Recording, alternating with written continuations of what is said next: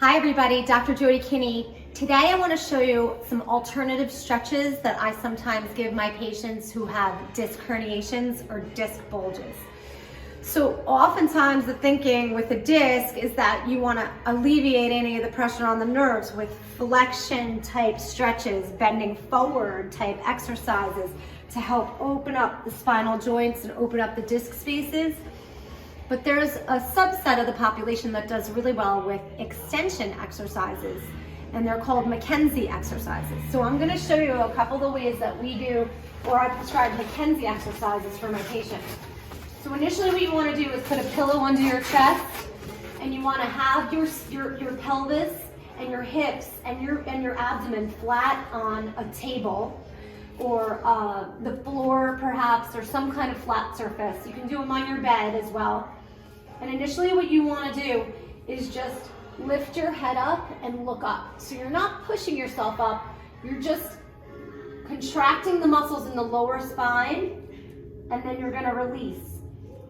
And then you're going to do it again. Just look up, extend your head, neck, and shoulders back, and then release. And this is putting your body into what we call extension.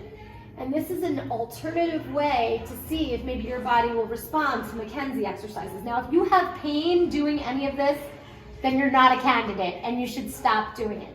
If you feel some relief with these type of exercises in your herniated discs, then you can continue to the next progression, which is where you're gonna push yourself up on your elbows, keep your shoulders back and down. You don't want your shoulders up into your ears. And you wanna keep your lower abdomen and your hips touching the floor. You don't want to lift up at all. So extending the back and then come back down. Take a breath and then do it again.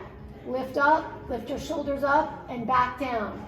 Again, if that feels worse, then discontinue doing these stretches. If you are getting relief, then you can move to the next progression, which is straight arm extension exercises.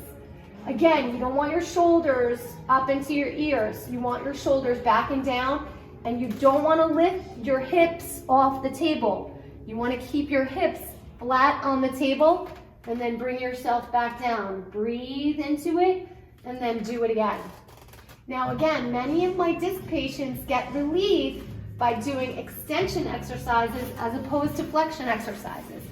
If throughout that progression you notice that you feel better, then continue to do them. Those are going to be beneficial for your particular disc herniation scenario. Okay, thanks again for tuning in. We'll see you again soon.